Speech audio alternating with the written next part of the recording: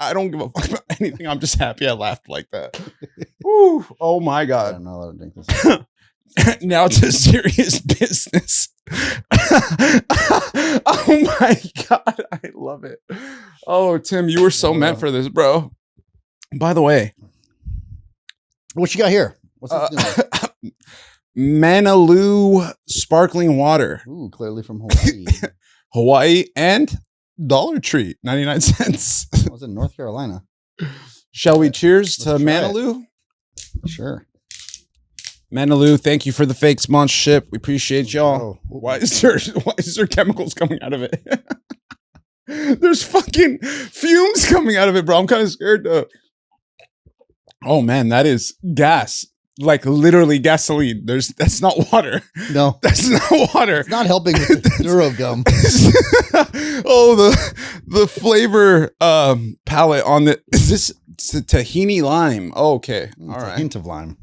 Yeah, That's a definitely. hint of lime. Maybe tahini means hint. This is not good. This is not good. Do you like it? I don't really taste anything. We're doing product reviews. It tastes more like These water are- than tahini. These aren't sponsorships. These are product reviews. Yeah. Yeah, don't drink this water, guys. It's not good. I just got it because it looked cool. Look cool on the shelf. Yeah, Gotcha. definitely should stay there. Gotcha. 100%. Not doing that again next time. Oh man, I wish we could afford like a Fiji sponsor. What year are we in? 2025. 2025. Interesting. Oh yikes! 2016 expiration We are date. at June 6th, 2024. You're lying. That's what it says on the date. Oh, okay. I apologize. That's definitely a lawsuit for the person selling it. Yeah. My apologies. Your family didn't own the gas station or liquor store? This was We sold out? did, but let me tell you something. You're buying from others? We knew how to get rid of our expired products the right way. Goodness gracious. Yeah, that's not good. I'm So really is sorry it about still like an Egyptian business to like own liquor stores and that. Oh, it's gas stations? definitely a cultural thing for us to come over here and open up smoke shops, liquor stores, and gas stations. My father had a gas station and a liquor store actually for a little bit, and then he got rid of it. But yeah, it's a super Arab thing to do. Yeah. Yeah. Hey, it's You good don't- business. Yeah. No, I mean, people got to fill up their cars, right? That's and true. smoke cigarettes and drink alcohol and Get snacks. snacks. Yeah. So we're just feeding all the important. terrible vices of the U.S. Did you guys sell cigars? No, cigarettes though. Cigarettes, yeah. For sure, cigarettes. And we serviced a lot of hookers where we actually there's a funny story with my dad, and because he had like a kind of a fobby accent. Okay. He spoke good English. Right. So he had like, loyal customer base of prostitutes that would come in. And not for Cool. him, but just, Right. buying Snickers, condoms, shit like that. Sure. That's what he Lotto tickets. So they would always come in and, hey, Amir, how are you? Blah, blah, blah. And he'd always ask them, is business booming? And they would always answer, fuck, yes, it is. Wow. Because there was a Motel 6 right across the Gotcha, way. yeah. So, I mean, it was like... Oh, so that hotel was like it serviced a lot of Gotcha. prostitution. interesting. Yeah, I'd probably get hit up by the Victorville PD department, ask me questions about it because it's still there. Right. It's still there. Oh, I'm sure. Not I'm that sure I'm they're saying from aware. experience or anything like that. I just know, from an outside perspective looking in, that Right. kind of thing. Right. But I will say this. Trump versus Elon, billionaire beef or political power play. Tim, time out. Welcome back to Clear Views Podcast, y'all, where culture meets conversation. It's your boy Bishki Baby and the flyest white guy in the business, Mr. Tim Big Daddy Simmons. What's up? What's up? How you doing, Mr. Tim? I'm very good. I How are really you? appreciate the comedy skit you just did for us. Yeah. It was amazing. I never laughed that hard in my life, truly. I think we're ready to go. We got our shitty ass Manaloo water. We got our The overhyped Neurogum. Super spearminty, super super. I think it's in the. I just don't know how to edit these kind of parts out, so I don't want to Right. throw it in there because I'm not gonna be able to edit this out after Right. that. But your thoughts on the whole Elon? Well, actually, before we get into that, let me kind of give a little rundown of what's going on here. So Trump is actually the one that said that Elon was tight with Jeffrey Epstein. Elon then called Trump's immigration bill dumb. Now Trump's threatening to cut off Tesla and SpaceX's from government contracts and subsidies. And obviously the internet is going nuts. Also, the Tesla stock has dropped dramatically and the memes are running wild. Memes are running wild. Your thoughts, my friend. Your thoughts. Okay, so you're telling me that Trump brought up Epstein with Elon first? Apparently, yeah. From what I've researched, yeah. Where's that at? Look that up. So what do I see right now? I think the whole thing is childish. Big time, yeah. You know, I think the whole thing's pretty childish. I think Elon took it way too far. Yeah, he did. I think he's the one who took it too far. I have one thing I want to add in before you go on. The reality is, I just want to say this. If Elon is saying what he's saying about Trump as far as, oh, he was tight with Jeffrey Epstein and whatnot, and he's exposing this truth now, that means he knew about it this whole time and has coexist and collaborated with a alleged, yeah. Whatever, pedo or whatever, or he's doing all these bad things. Right. So what does that say about Elon? Well, that's why I think it doesn't make any sense. Not to mention, look, the Dems had this information for all of Joe Biden's presidency.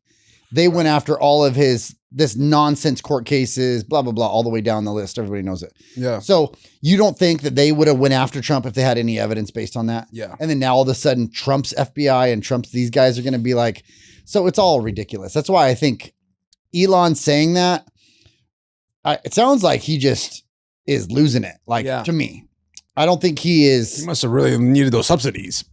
Yeah. Well, that's what I think. Like. That's exactly what I think it was. Yeah. I think, Trump talked about taking his subsidies away.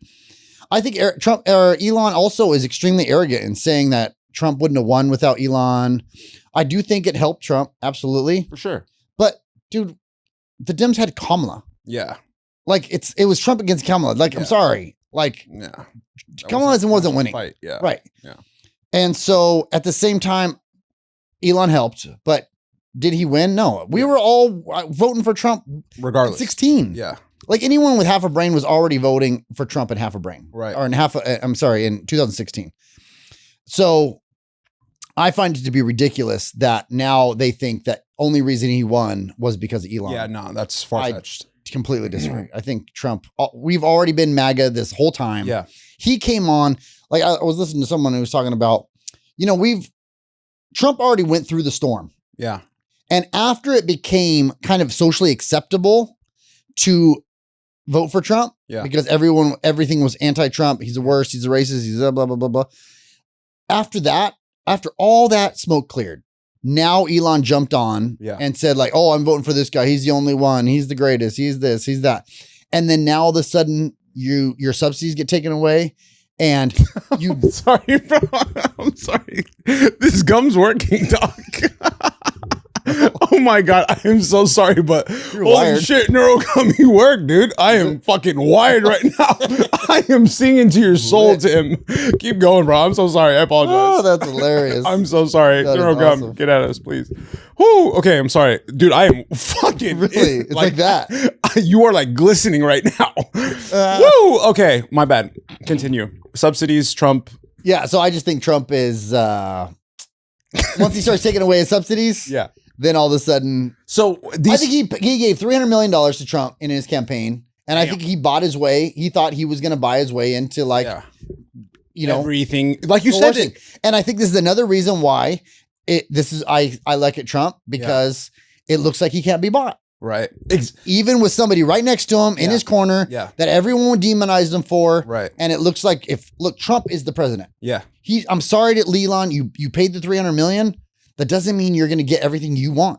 Right. Trump is doing what he wants. He's the alpha. You said before, straight up. You said this before that all these donations, they come with a price tag. Exactly. But that's what I love about Trump is that I don't need your money, bro. Yeah. I'm good. I can pay for this myself. Exactly. I mean, he donates his salary every year as president. Yeah, but Trump is doing this. He's more than a money thing now. For this sure. is legacy he's going after, Yeah. And Elon, I don't know what he's doing. Yeah. I mean, his immaturity is really, I think, ruining his legacy. No, it is really an immature. I mean, you can't, Trump is obviously bombastic. Trump is obviously immature at times. Yes. Trump throws the most ridiculous claims out there. Right. Trump is, done a lot of stuff that I don't agree with. Yeah. But at the same time, to be honest, I stand with Trump. Yeah, me too. I think he's been consistent. Yeah.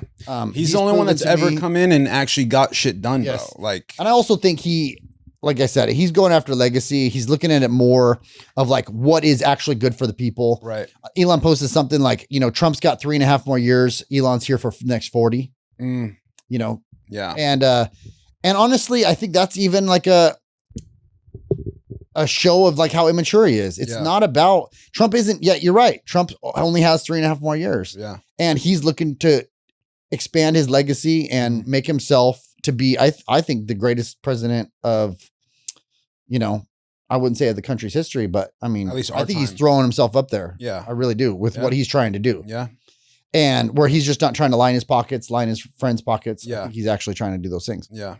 But, time will tell. It will. Time does expose everything. It does. It always does. And the truth always comes out. It does. It does. So, I mean, hey, if Trump did whatever, like, I don't agree with crimes. I don't agree with pedophilia. I don't agree with these things. Yeah. I don't think he did any of those things. But yeah, I think it's super shady that Elon brings any of that stuff up. Yeah. And people are talking like, oh, it's just a little fight. It's just a little this. Man, I think these are words that like you burn that bridge. Dude, how do you come back from that? I don't think you do. You said on a national scale, global scale, these things about me, and we're supposed to just dap it up and be like, all right, bro. Yeah, I was just a Twitter where I was mad. Like, yeah, no. This is these comments like cut deep for sure. Right. But honestly, I also do feel though, like Trump is the type to like, I feel like he would brush it off. Like he'd be like, if anyone's going to forgive, it would be Trump. Mm-hmm. And that goes to speak to like how impressive he is as a man. Is he's crazy enough to do the things that he's doing and getting them done, right? Yep. He's crazy enough to say the things that he says and like say it with like no like hesitation. Right. And he's also the craziest one to have like that level of forgiveness for someone saying something like that, or at least being cordial. You know what I mean? Yeah. I think he said it. I also think if he wants, like if Trump wants to get something done, Trump at the end of the day is a deal maker. Yeah. At the end of the day, I think he's a deal maker. And if Elon is going to be able to, like, if they can cut a deal where it's going to be beneficial, I think Trump would put all this aside. Exactly. To cut a deal. You take the motion out of it. I just think that this showed Elon's colors of like, and this is actually even deeper than just Trump. Like, okay, if I'm sitting on the outside and I'm looking like, another one of these guys, which, who am I to talk about any of this stuff? But at the same time, I think if someone's sitting there trying to do a deal with Elon, and look how just erratic Elon is. If me and you get into a fight, it's not going to just stay between me and you. Right. Even if it's just minor, you're going to blow this up. Yeah. And all of a sudden you're going to try to like ruin my life, ruin my legacy, ruin everything, ruin my reputation, all this stuff. This is how you're going to play this. Yeah. And I think everyone's going to take a step back and be like, man, I don't know. This guy can't be trusted. Yeah. He can't be trusted. Straight up. And so I think honestly, all of this is hurting Elon more than it's hurting Trump. Big time. I don't think he thought it was going to go this way, but this is how it's going. Yeah. I mean, you look at Twitter, Elon's getting eaten up, except for, the Elon and the Dems. They're loving it because they're so anti-Trump. Exactly. But okay, so I heard this great conspiracy theory. Okay, tell me. Okay, this is pretty good. Okay, imagine if they don't like the bill, both Elon or Trump. Okay. I don't think this is true, but let's just say they both don't like the bill. It's too much money. It's too much money, and it is doing a lot of things that they both don't want, but they know they don't have the votes to get what they really want. Okay. So what they're going to do is Elon stands on the side of tax cuts or not tax cuts. I'm sorry. He stands on the side of just cutting government spending. Yeah. Right. And he also doesn't want to do tax cuts because tax cuts, he wants to continue to tax so that they can continue to raise money to get this deficit down. Okay. Okay. That's Elon's side. Trump wants to lower taxes to make it more affordable for the average person. Yeah. But he also wants to spend money because he has the border. He wants to up the military. He wants to do, like, there's certain things he wants to do, which actually cost money. Right. Yeah. So these are kind of like the two things that are going on. But let's say they both do want to cut spending. They know they need the Democratic vote. So if they create a fight, now the Dems are going to go anti-Trump, whatever Trump's picking, which now what are they going to be? Pro-Doge? Because that's what Elon's on. So if they're like pro-Doge, which means more cuts to all of the spending, which means they get all the cuts that they really want if they can get the Dems to vote for that. Right. Because again, it's anti-Trump. Right. So if it is a 3-day chess like that, move like that, I would not be surprised if it was, bro. I really wouldn't. You got to think about it on that level. I think for the average Joe, they don't think 5 steps ahead like that. Yeah. Whereas but they do you think know. Trump would agree to saying you're on the Epstein client list? Honestly, think about this. Okay. Imagine waking up in the morning. You're a billionaire. You don't need anybody's favor. Feels good, don't it? Nice. I feel like I'm on Neurogum. That's what I was going to say next. You fucking took the words out of my mouth. But imagine waking up as a billionaire. You have an empire. Trump Towers, this, that, whatever. You're also happen to be the president of the United States of America. Yep. Do you think you would be like truly affected? And think about how much hate Trump has experienced. Okay. He's been shot at, for God's sakes. In the head. You think a tweet about alleged, okay, so let's talk about this. It's already been implicated. He's 1,000% in the files. Right. You know that, right? Okay. He's 100% in the files. Yeah. Now, the way the tweet was written, it implied that he was also in the files as like a pedophile. Right. He'd gone to the island. Right. It doesn't say anything like that. Yeah, no. It's very vague. It's just like, oh, you're in the Epstein files. It hasn't been proven yet. Period, right? Yeah. But we all know he's in the file. Trump did know him. Trump did have a relationship with him. 100%.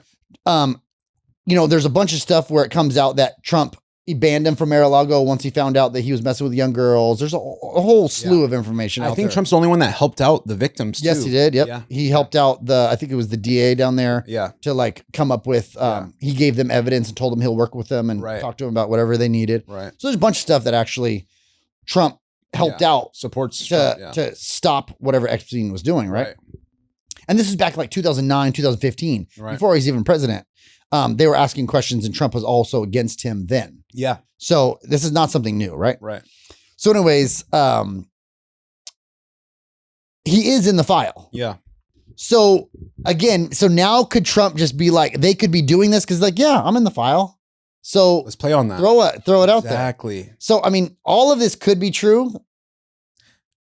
We don't know. I don't know. It does seem like the bill's going to pass. Yeah. So Mike Johnson said they're like, hey, let's just continue to press the bill. What are your thoughts on that? Are you happy about that? Against it? For it? I think there's some good things. Yeah. I definitely think there's some good things. I understand what Trump's trying to do. I mean, I know he needs to spend money. I mean, again, as America first, I think we all want to stop spending. Right. But the spending cuts are going to come. See, this is the thing. We can go to American AID or USA AID. You can go to like all these, the Board of Education, all these things that the Doge went in to cut, right? Mm. All of our spending is really in entitlements, Social Security, Medi-Cal, Medicare, all these type of things. These are where all of the big money gets spent. Yeah. And no one is going to go cut those things for the simple fact it's political suicide. Yeah. Because the second you start taking money away from the seniors, you're screwed. You start taking money away from these, you're screwed. You start taking, so, and we do need to win the midterms. Mm-hmm. So there has to, politics is not necessarily about, politics is all about compromise. 100%. I was now, going to say that. The compromises have been in the past, been constantly, like give to everybody's rich friends, make these deals when, these people are going to get rich, just pat in the pockets of these politicians. Right. Again, I don't know about if Trump is doing these things or not, but I guarantee he still has to pad certain people's pockets to do other things. Yeah. You know what I mean? I think this is just how the game is won, right? This is just how the game is played and how the game is won. You got to, yeah. Right. And so Trump knows that and he plays. He plays the game, right? And so that's kind of what I think is going on with that. Yeah. I do think Trump wants to close the border. I think he's very stern on that. Well, he is. He's and he's doing a lot for that. Yeah. But that all costs money. Right. You know, it costs money to do. All the things he wants to do does cost money. Right. He wants to build up defense, which okay, so I don't disagree with any of these things. Yeah. So, but these are going to cost money. Yeah. And Doge came up with things that are like, okay, USAID, okay, you cut $200 billion in a $7 to $8 trillion, market, or it's the market cap, or what do they call the, why am I not saying it? Market cap is just what the what we worth. No, what we bring in. Oh, GDP? Yeah, the GDP, sorry. Yeah, the GDP only $300 billion is damn near nothing. Nothing. We're talking trillions. We're talking trillions, right? Yeah. Exactly. So with that being said, yeah, it's good, but I guess this new bill is going to cost, $2 trillion, I think, over the next 10 years. Right. And it's still I think it's $150 billion a year. So you got to spend money to make money, man. You're going to have to, right? Yeah. So I don't know. It's an interesting topic about how this plays out. I don't know how it's going to play out. It's interesting. If we had Donald Trump on the podcast, what's one question you would want to ask him?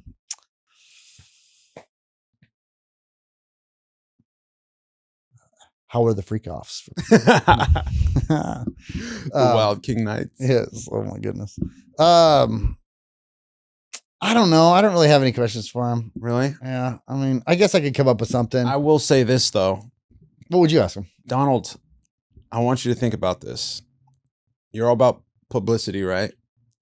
What would give you more publicity than coming on an up-and-coming podcast show with two young supporters that are behind you and want to fulfill the American dream by creating their own business and generating their own revenue? Think about that, Donald. We'd love to have you on the podcast. Come through. It's a chill, dope layout. We'll keep it low key. Flash Media Studios. Right here in Irvine, in Center Drive. I think I would ask him, Kobe or Jordan, bro. Notice there's no LeBron in there. What are your thoughts on that? On what? Kobe or Jordan? Oh, Jordan all day. It's easy. All right, that wraps up episode 6 of Clear Views. It's easy. We know, obviously, the Mamba mentality is clearly Jordan mentality. It's just Kobe branded it. Here's my thing on that. Okay, I get it. Jordan came first. Kobe, unfortunately, couldn't beat time. He could beat a lot of other things. He couldn't beat time, right?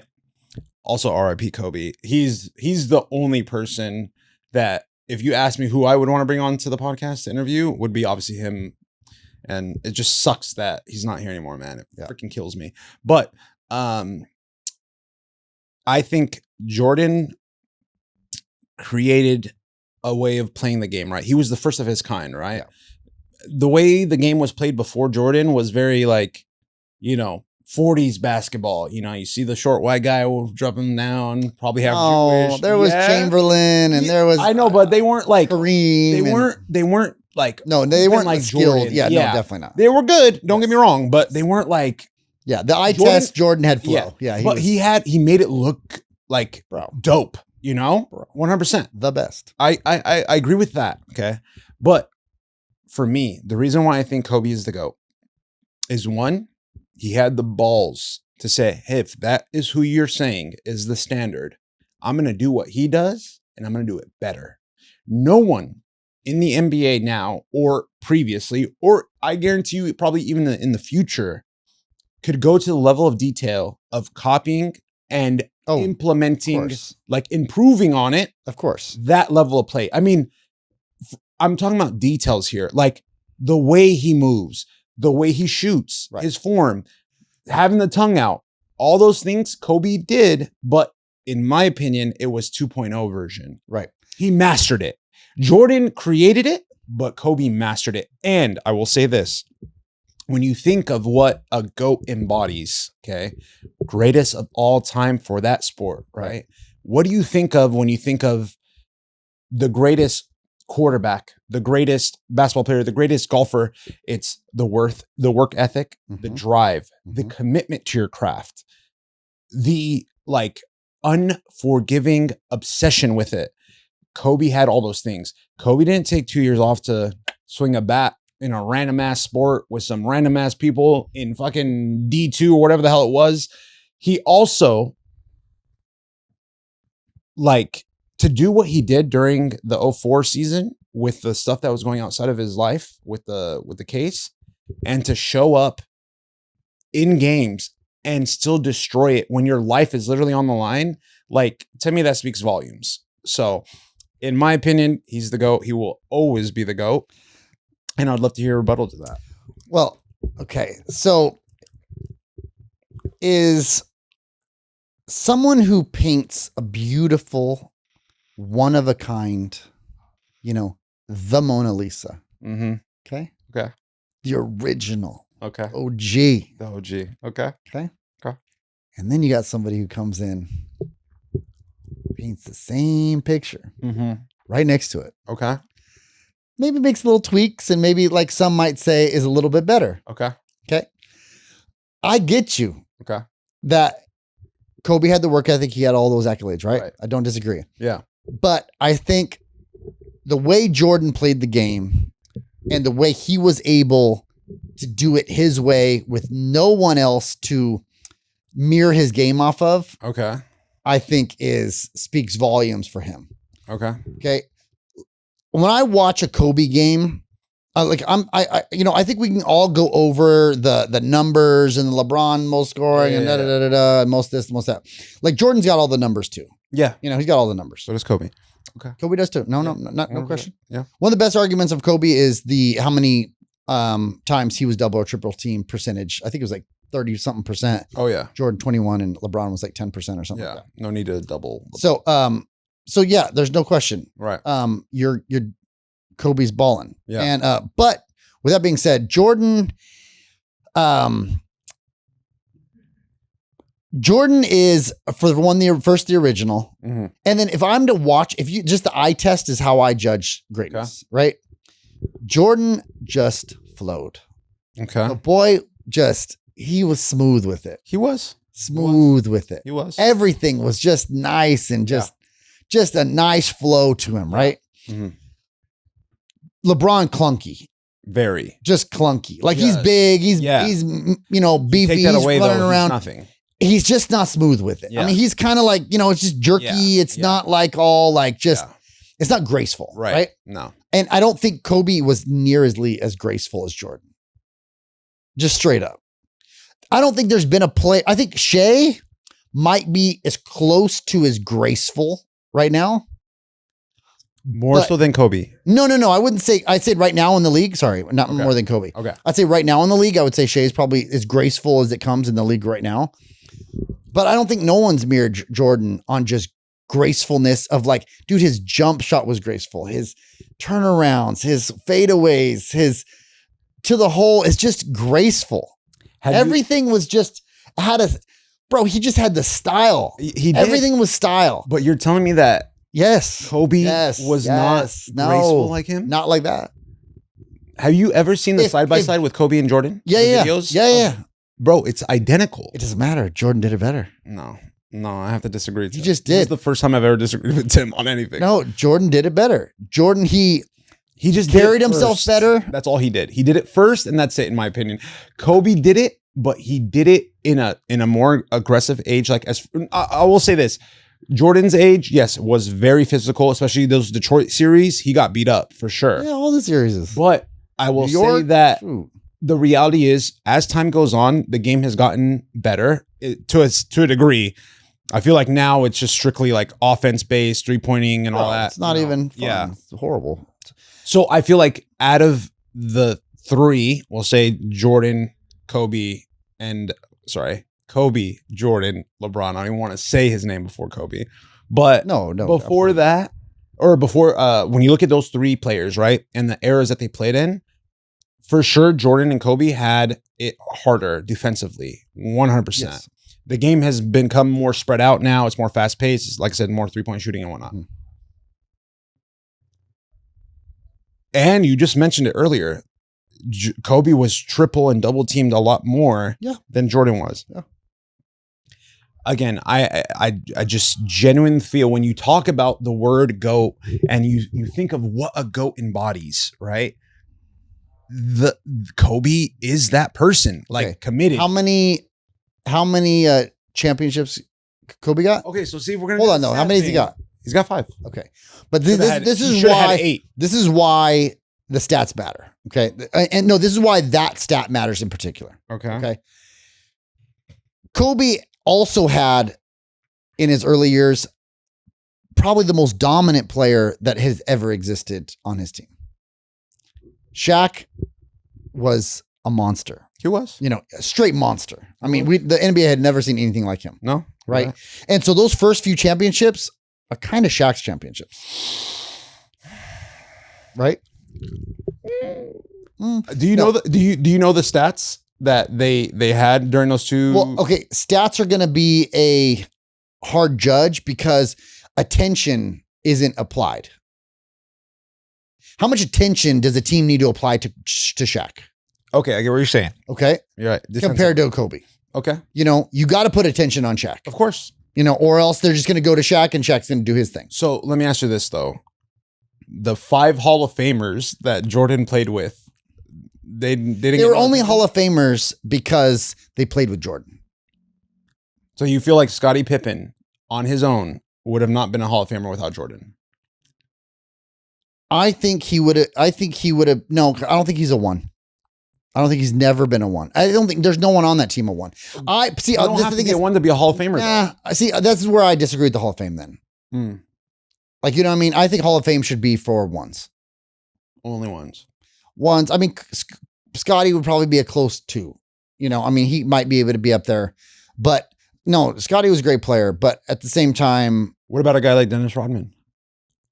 Yeah, I wouldn't put him in the Hall of Fame. Really? Because you got to think about it. It's not just based on like points. It's no. I mean, he's the best rebounder ever. Yeah. I mean, there's no question. I mean, like what the NBA has turned into is like the most. It's turned. I mean, the Hall of Fame. I mean, it's turned into everyone's in it. If you have your name, I just feel like there's a lot. If you have your name, if everyone knows your name, like you're basically a Hall of Famer. It's kind of like how I've looked at it. Like, you know what I mean? Yeah. Which I don't really like. Yeah. I don't, I think the top 50 is probably a better list of like how to judge who should be in the, like, right. Or the top 50 is a better judge of like, who are the best players. Yeah. Top 50 ever. Yeah. You know what I mean? Yeah. I think that's my goal or my gauge, not Hall of Fame. You know what I mean? Yeah. Listen, I'll even acknowledge it because Kobe even said it himself. Did you watch the Last Dance documentary? Yeah, right? definitely. When they had Kobe on and he was like, listen, you don't get 5 rings without him. Like, he was a major influence on Kobe, which is, like I said, I'll give that to Jordan. He was an influence on him. I just feel Kobe did it better too. I'm not going to say dramatically. He even said it too. Kobe even said it. He's like, if there's one player that's going to beat me 1-on-1, he retired and he's chilling, and he wore 2-3, So all I care about, honestly, more than anything, I can handle someone saying Jordan's the GOAT. Fine. Because the reality is when you say Jordan's the GOAT, it's like you're saying Kobe's the GOAT. No, that's what I was just going to say. Yeah. Agreed.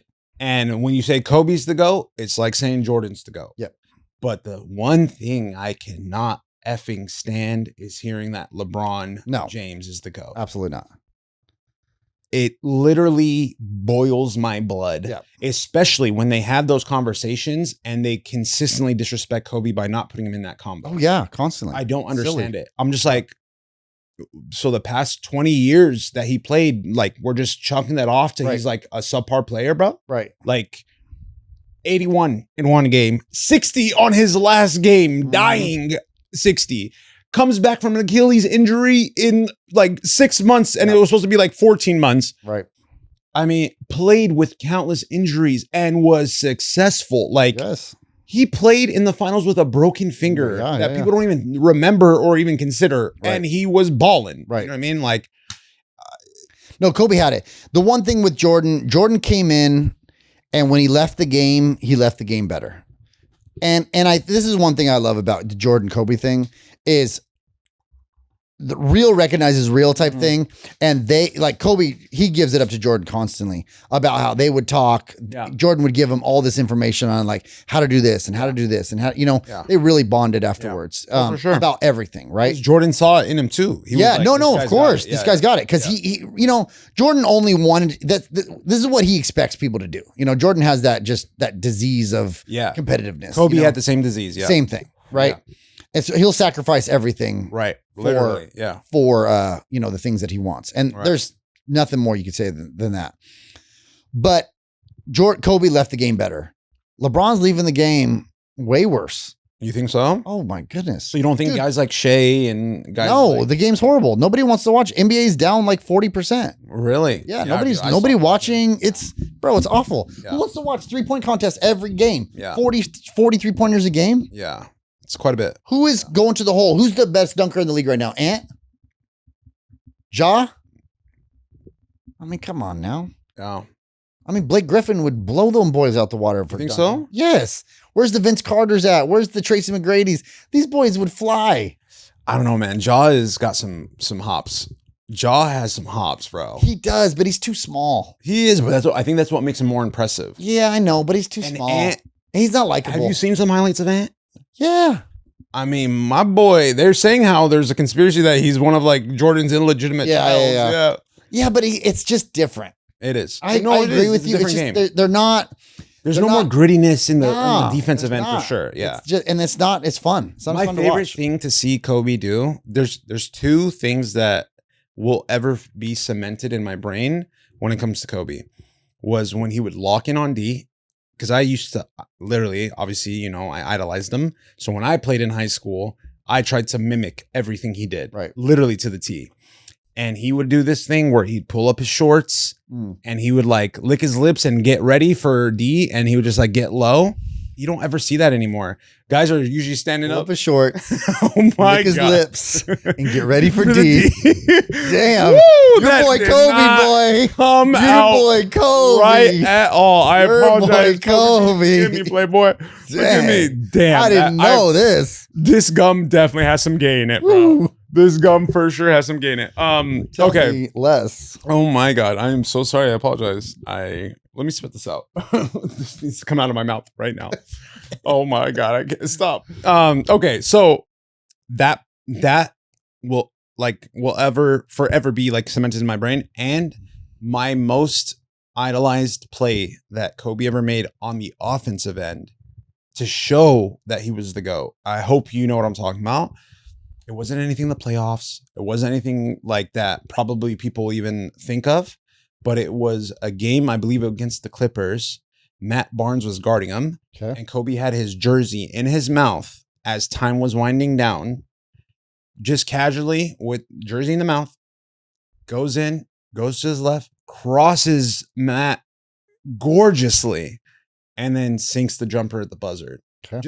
And walks off like, this is what I do, bro. Right. This is what I do.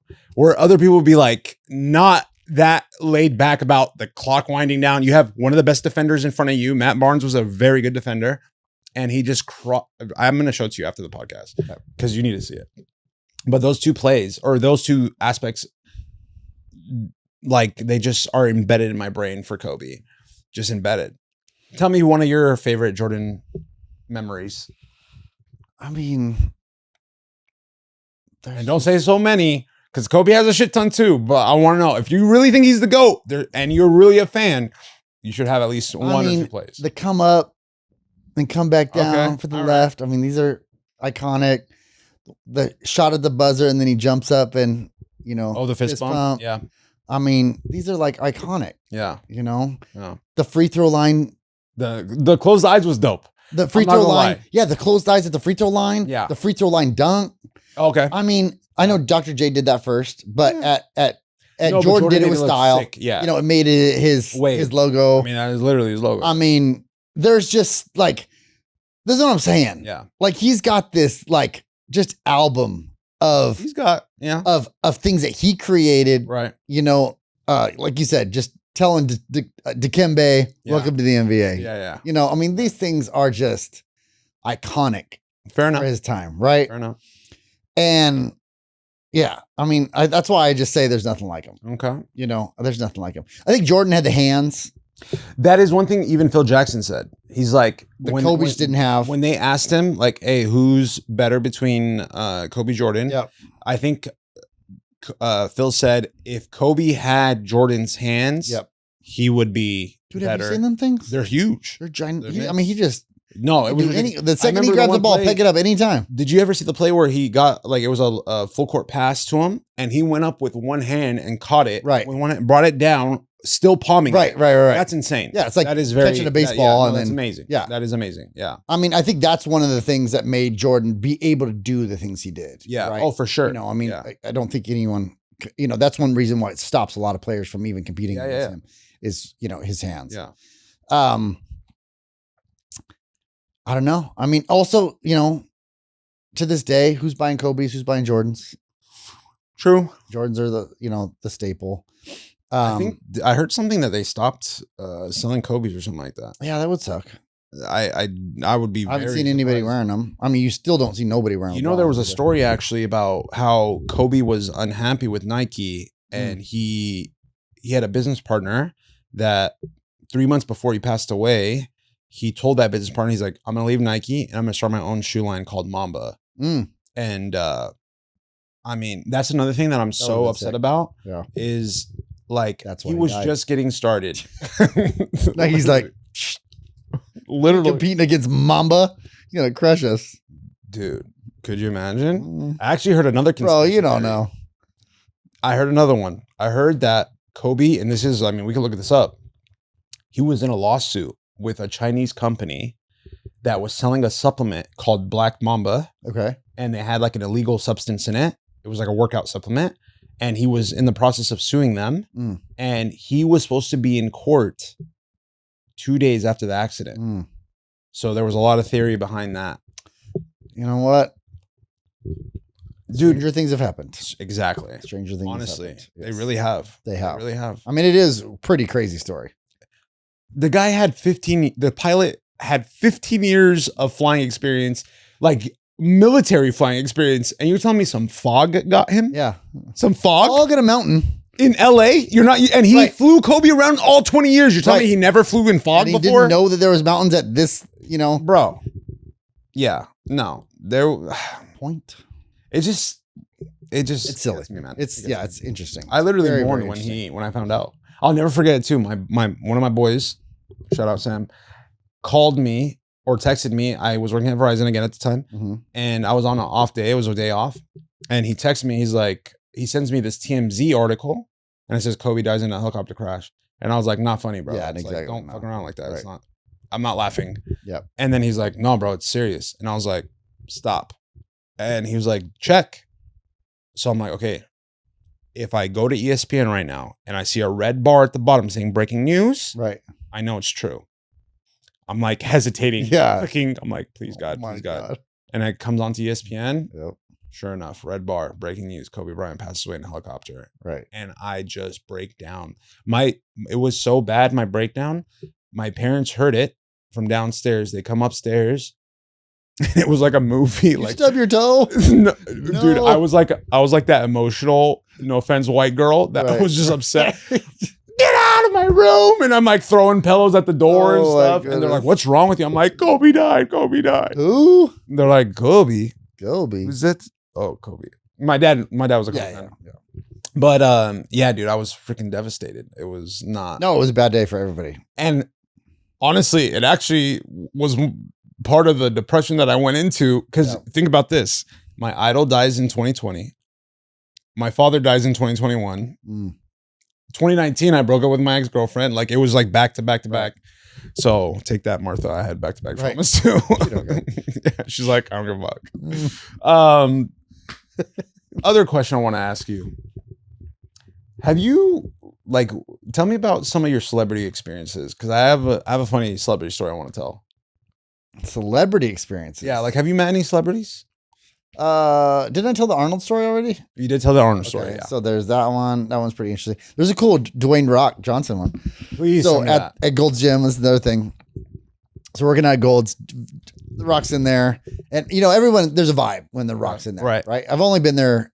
I've been there twice while he was there, and I mean he's not as big as you'd think. I was gonna ask you, is he physically impressive as they make him seem? It's hard to judge because, bro, when the second you're in Gold's Venice, big boys, yeah. Everyone is deluded because the guy next to you is bigger than the next guy. You know what I mean? Everybody's in great shape. Right. I mean, there's some super studs over there. You know, I mean, there's some great shape people.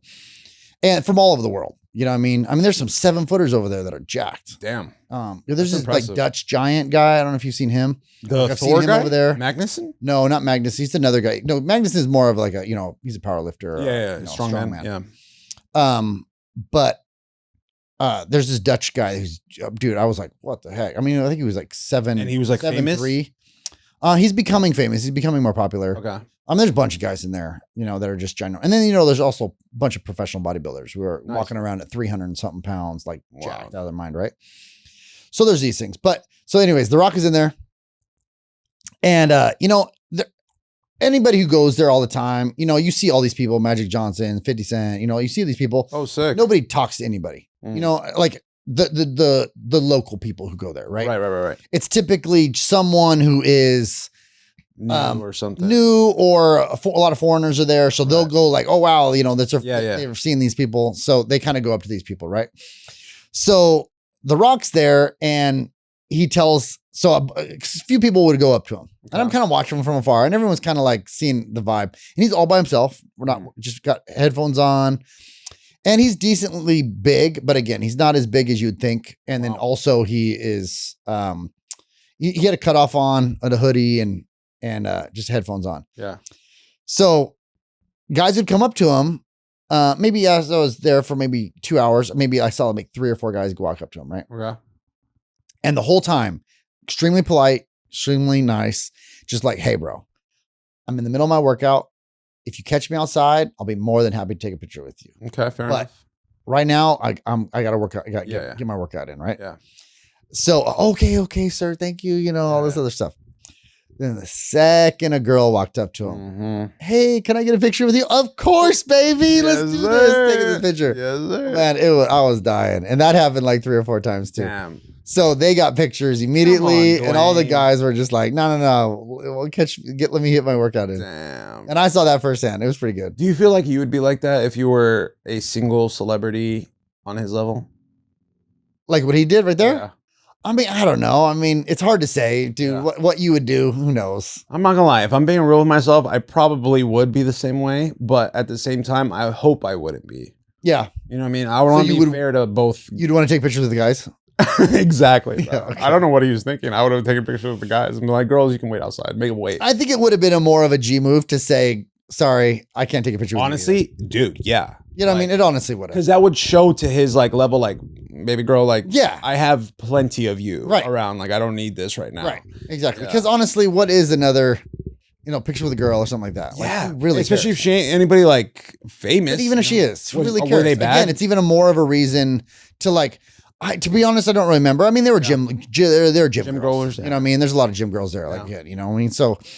By the way, hold on real quick. Speaking of gym goers and gym girls, Sarah Safari, I have a major crush on you. If you would be willing to follow our podcast, it would mean the world to me. Oh my goodness. I don't know if you know who she is, but she is one of the dopest girls I've ever, like, obviously I don't know her personally, but just from what I've seen, she's like one of those girls that's like, she's gorgeous, great body, but she has like a dope personality. She's like super chill, laid back, like one of the boys kind of personalities, but just like a 10.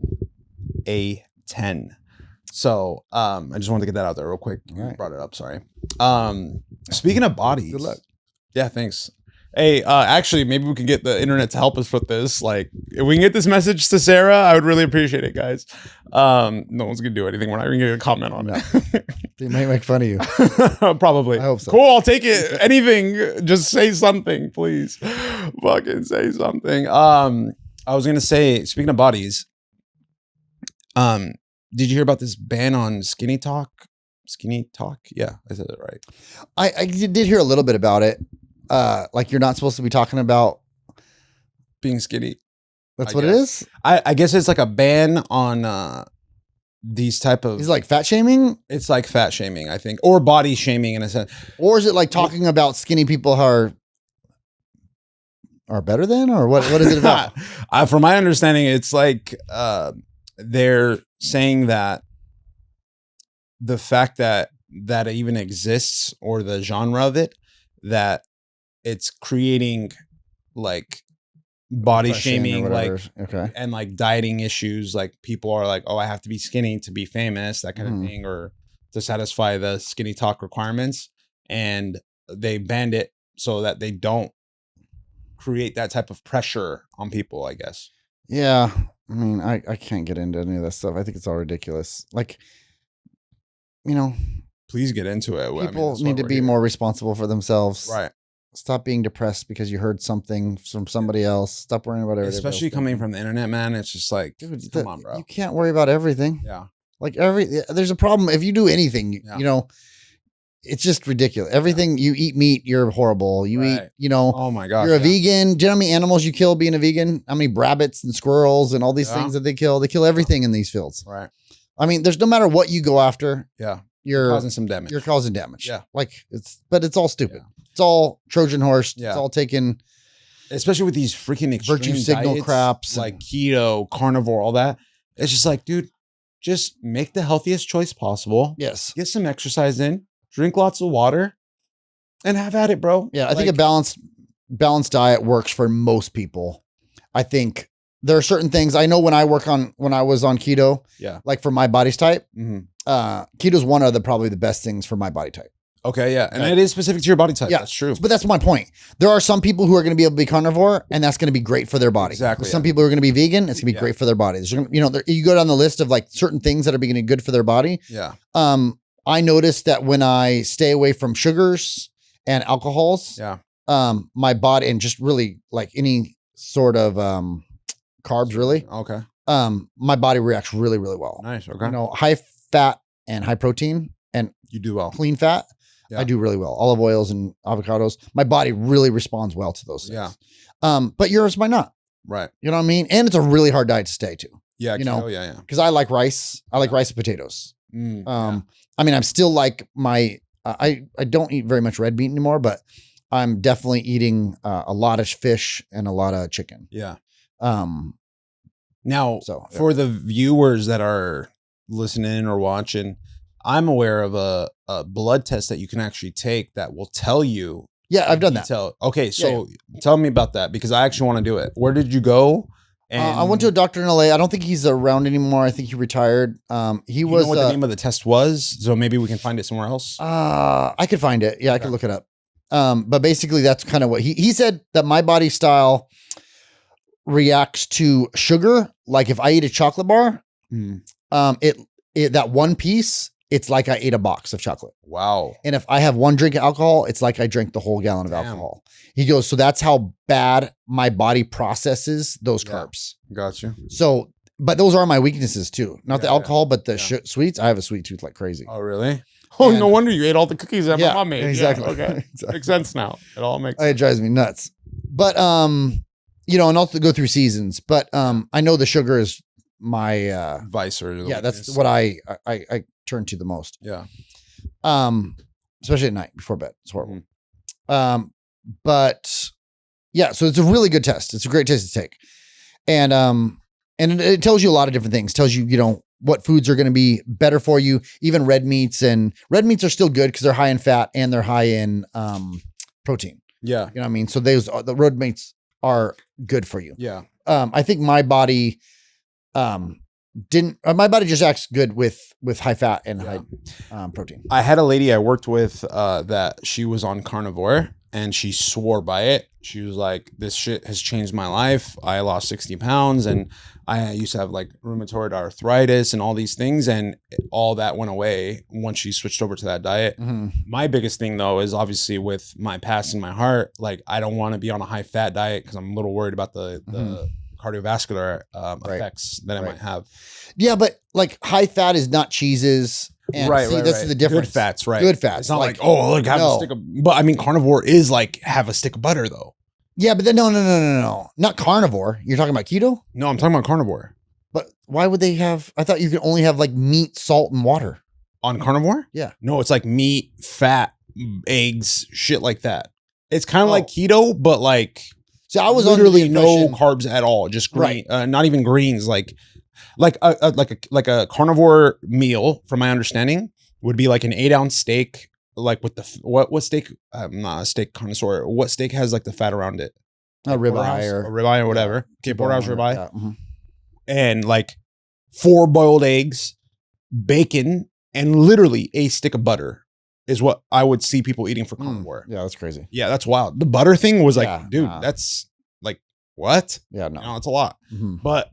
Again, they're obviously not having anything else. Like literally just that. See, I wouldn't recommend any of that. I would talk like a flank steak. Okay. I would do like a, filet mignon, some sort of tri-tip, some sort of, just a leaner cut. Yeah. And then the carnivore that I know was just lean steak, or I'm sorry, high fat steak, which would even be like a ribeye or a, any sort of high fat steak, but not like bacon. Yeah. And like, like salami and stuff. Like, come on. No, those are horrible. Yeah. I think though, honestly, I think of it from a biblical sense. I think of like the human body back then was not designed to eat every 2 hours like you hear nowadays, especially like when I was growing up, especially in the gym. Yeah, definitely. It was like all about eating every 2 hours or eating every 3 hours and brown rice, chicken, blah, blah, blah. And it's like, 1, they didn't eat for days at a time sometimes. 2, they would hunt for their food. They would either go fishing or they would go catch a rabbit or something like that. And that's why, with those things in mind, I actually think if there is any type of way of like dieting or kind of a lifestyle, is intermittent fasting. Yeah, intermittent fasting is good as well. Yeah. I like to intermittent fast. I do. Fasting is great. All I have usually in the morning is coffee, and then I don't eat anything until sometimes black, but sometimes if I'm like I want a little flavor, I'll do sugar-free creamer, but like a splash, like nothing crazy. Definitely no sugar, no Splenda, no nothing like that. Just creamer and coffee, but it's usually the 0 sugar. Right. But I should be just doing constantly just only black. Yeah. And then that's good. It's not too bad. Right. Yeah. And then I usually eat around like maybe between 4 and 6, depending on when I get back. And usually I train when I get back, and then I start editing and shit, so that takes time. So 6 like is usually when I eat. If I'm gonna eat early, it's probably like 4, but I'm not eating anything after that. And I feel like 1, it makes food less of a priority in my life. It allows me to focus more on other things like editing and doing other jobs and stuff like that. Sure. Whereas like if I was dieting like on a keto diet or a carnivore diet, it's like you have to consume a certain amount of fat for it to work. Yeah, definitely. So it's like I need to make that a priority if I'm going to do it correctly. Have you ever stuck to a diet like for an extended period of time? This intermittent fasting. I mean, I'm down. Yeah, but like a diet. So like I actually have. It really did work. It was a military diet. Have you heard of it? It's for 13 days. It is nasty as hell, but holy shit. It's supposed to change the chemical composition of your stomach. Okay. So for instance, like day 1, it's black coffee. For lunch, you have 2 boiled eggs and lettuce. For dinner, you have like a 6-ounce piece of steak and like a whole tomato. Okay. And then day 2, it's like black coffee, a piece of toast at lunch with, I think, 2 boiled eggs. And then for dinner, it's something else. And it changes every day for the 13 days. When I did it, I lost 22 pounds. Dang. And then in those 13 days, and then what they say, the claim is you're supposed to maintain that body weight. You shouldn't fluctuate up or down for 3 years minimum after you do that diet. And the reason why it's a military diet is because they would give it to boot campers coming in so that their weight would stay maintained at wherever it needs to be. So, but what do you eat after the 13 days? You're supposed to just, go back to like a healthier lifestyle. Like just don't eat like shit, but just eat decent, make the healthy choice. Gotcha. But yeah, I mean, it is a lifestyle. I mean, that's it the is biggest 100%. thing of everything. 100%. That's what I think people realize is like, there's no diet fad that's going to work. Like it's either you change your lifestyle or you don't, and once you do, you'll see the results because it's a long-term process. Yeah. It's just consistency. 100%. Just like anything in life. Yeah. Just like anything. Your body shows consistency. If you're eating bad, right. One bad meal doesn't make it and one good meal doesn't make it either. I mean, it's really based on it's over the span of time. Right. Yeah. I mean, I don't know. I think it's tough for a lot of people though. So right now, what are you doing? Are you doing healthy? Just healthy diet. Yeah. Yeah. I mean, for me, I eat pretty healthy now. Yeah. Yeah. What'd you eat today? I'll have eggs in the morning. You eat breakfast? Yeah. I don't know if I can do it. I do eggs in the morning, and then I do I eat flame broiler pretty much every day. I've been eating flame broiler forever. Flame broiler's healthy. So I eat like white meat. You like flame over Waba? Oh heck yeah, dude! What? That was awful. What? Waffle's awful, dude. Flame broil. You know how many times I've done flame broil and it was like chewy chicken. I can't, bro.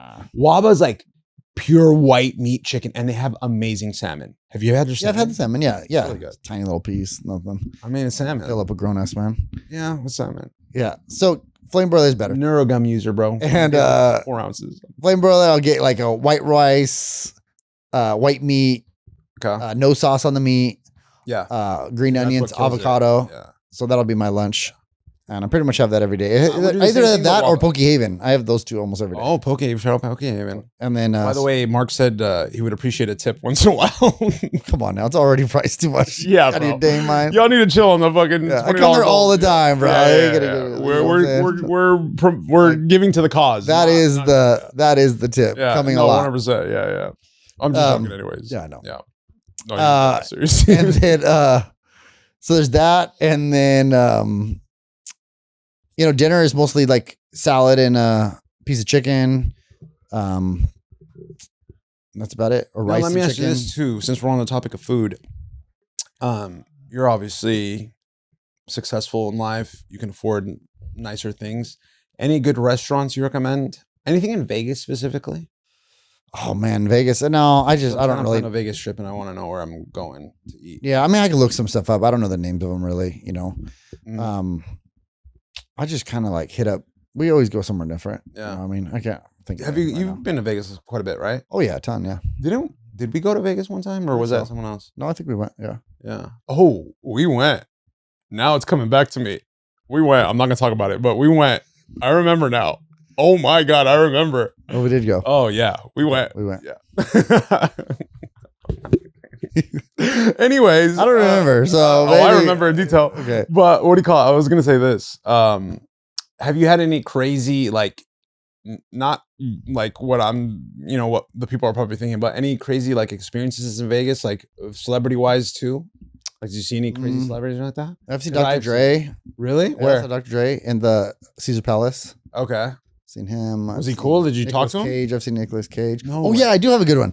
Okay. I ran into Tim McGraw, Leonardo DiCaprio, and what? Leo? I love Leo. And what's the little guy? The little Joe Pesci? No. The little Spider-Man guy.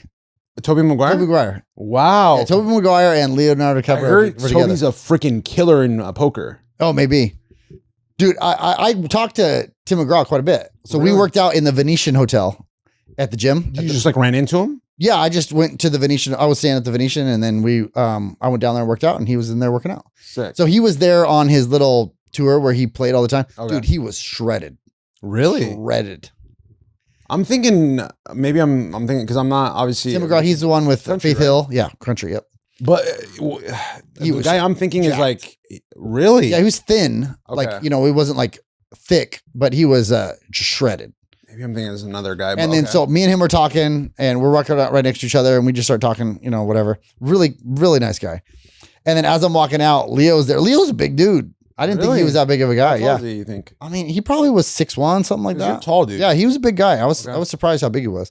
Toby looked much smaller. Yeah. But Leonardo and they both looked like they had a rough night. Really? Yeah, they look like they've been. Were they in the gym too? They were in like the spa area. Oh, okay. Because the gym is kind of like in the spa. Right. You know what I mean? So super cool gym down at the Venetian. And but dude, it was pretty wild. Really? But Leonardo, they said what's up. I didn't say what's up to Toby Maguire, but I was walking out with him and I just said, hey, what's up, y'all? And Leonardo was just like, what's up? But that's about it. So nothing. Cool, I would love to meet Leo, bro. It was pretty interesting. I was like, dang, this place is cracking. Yeah, dude. I don't doubt it. It's Vegas. Yeah, I have one, and it was pretty gnarly. Again, I'm not gonna say names because these people are like, married now and stuff. But I went to Vegas one time. I think I was like maybe 23, 24. Okay. This is actually a pretty cool story. I go with my boy, and we go with our 2 Armenian friends. And these guys were balling, right? Me and my boy, we have a little bit of bread at the time, but we weren't bread like them. Right. They had loaves. Right. We had slices. Right. So, and I'm talking about fucking Wonder Bread, you know? Right. And they had the artesian whole wheat grain type of bullshit. Right. So we go, and they get us a fucking like penthouse suite. And we're like, before they're telling us this, we're like, yo, bro, like, cause we're not thinking, oh, they're just gonna take care of us. We're thinking like, obviously we're gonna put in our part. And we tell them like, listen, man, we're down to go. But like, I have maybe $2,000 budgeted for the entire weekend. You want to spend $2,000 on, it's not even cover the bathroom in the penthouse. Right. You know what I mean? Right. So they're like, we got it. Okay. Nice. All right. But everything else is on us. Nothing. Go ahead. Okay. So we go. Penthouse is dope as hell. Super sick. They're like, what are we doing tonight? And I'm like, y'all say the word. We're going to hit every single strip club in Vegas. Oh my goodness. I'm like, bro, again, let me reiterate this. Right. I have enough for food. No cover charge. I have enough for this. They're like, Habibi, we got it. You. All right, man. I it's up to you. Sounds we go. like trouble. We start off at 1. They get a table, drop $1,500 just to sit down. $1,500 just to sit down. No. Bottles, this, that. We're there for 20 minutes. All right, next one. Bro, we just spent $1,500 and we sat down. Like, we didn't even get like our money's worth sitting. Right. No, we're going to the next one. Go to the next one. Again, $2,000 on the table. What? Bottles. We're there for 30 minutes. Next one, guys. All right. I would love to like sit and enjoy it for a second, but cool, whatever y'all are paying, I'm not gonna say nothing. Right. We end up going to the last one. I'm gonna just say I don't care. Spearmint Rhino. We walk in, we get a table, VIP section. Definitely, I've never experienced anything like that because your boy don't got it like that, especially back then. Right. And you definitely feel the attention because you're in that section. Course. Yeah, you know what I mean? Like you're definitely getting more attention. Yes, like, of course. So we're sitting there, we're chilling, we're there for, maybe like 2 hours. And then we're like, all right, let's head back to the place. So we're getting ready to leave and we get up and we're walking out of it's like one of those like a booth. Yeah, roped off. So we open the rope, we open it, we start walking out. And as we're stepping out, who walks towards us? Mike Tyson. Dang, okay. Let's get We're like, oh shit, Mike. Yeah. And he's like, he looks at us, he gives us the head nod, and we're like, Mike, what's That's a good one, yeah. And he's like, what's up, guys? And then my boy was like, Mike, can we get a pic? He's like, not in here, bro. Right. Not in here.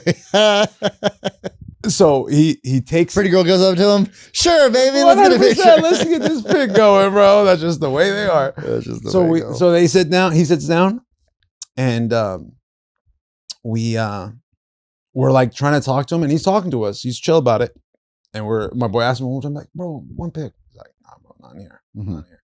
I'm like, all right, man, no problem, Mike. So we leave. This is gonna add to my history, but this is obviously in the past. We end up going back to the hotel. Okay. And at the time, I'm in my 20s, so I'm still drinking and doing other things and stuff like that. So we get to the hotel and we're gonna go in and the people I was with, they like to smoke. Okay. So I'm not a dark alcohol drinker. I like usually clear alcohol. Okay. I don't drink no more, but when I was drinking, I was like Grey Goose, right. kilos, stuff like that. So the whole time we were at the club, we were drinking like whiskey. And I was like, this is not my cup of tea, but whatever. They're paying for it. Yeah. Like I'll just drink it. Yeah. So I'm drinking. We come back. They pack a bowl and he turns back and he looks at me and he's like, hit it. And I'm so drunk that I hit the bowl and I killed the whole bowl. Right. I was only supposed to take like a little hit and I just, I'm not going to say it because I know you're going to make a gay joke, but I took that bad boy all the way in, right?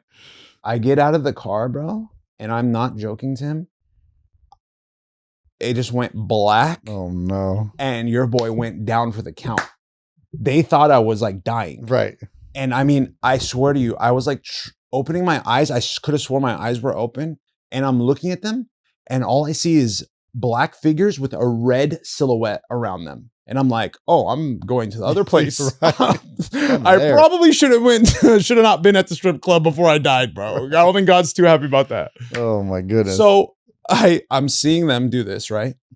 And I'm like, I can hear them talking, but I'm just like, I am not there. Right. I am not there. Wow. I hear my boy. He's like calling 911. Oh my goodness. Oh yeah, bro. I'm down. So it's that. In a parking garage. Like I'm literally on the. Oh, okay. This isn't a hotel room. No. This is in a parking garage. Got right? you. My boy calls my boy calls the ambulance, right? And then they're like talking amongst themselves. And one of them is like, do we want to leave him? Should we call it? Leave him? Should we leave?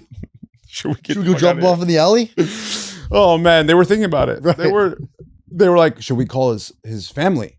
As soon as they said family, I don't know what happened to me, but I spring back up. I'm like, no, I'm good. Yeah. Like I'm talking about coming back from the dead. Oh my God. Literally spring up. I'm like, no, I'm good. Dramatic. They were like, literally, bro. They were like, what the hell, bro? You were dead. Don't tell my dad or Martha. Please, that's do what not this is tell about. Martha. Oh, I forgot she's gonna see this. This is not good at all. Oh my God, I'm regretting this. So here, let me finish it off because it finishes. I mean, those people are probably dying laughing at this. So I get up. I'm good. I'm like, I come to. We're starting to walk into the hotel, and I'm like, I think I just need to eat, guys. Whatever. So I'm still effed up. Right. We get to the bed. And my boy goes down to the store in the lobby and he gets me like a turkey sandwich and some chips. And I'm laying in the bed, like just sprawled out. He brings the sandwich and the chips. And I mean, I'm effed up, Tim. I cannot stress that enough. Like, I mean, I am not coherent or anything like that. But I was so hungry that I ate the chips. The chips were on my stomach, like the bag. And I'm eating the chips. And my boy the next morning, he's like, Bishoy, I've never, ever seen a human being eat chips and not have one crumb fall off or on you. Right. You literally ate each one so perfectly. Like I'm talking about just perfectly the whole entire night. Right. Not one crumb, not one speck of chip was on me. I just devoured it. All the calories. All the calories, bro. I was all about it. I was soaking up that alcohol. And this is why I don't drink Maybe you anymore. should talk to Skinny Talk or whatever. I should have talked to Skinny Talk, bro. I was all bad back then. That's hilarious. But yeah, no, it was a wild time, man. It was a wild time. I also won like $500 on craps for the first time ever playing with them. Yeah. Nice. Do you ever gamble? Play blackjack. You pretty good? Oh, decent. Yeah. Poker?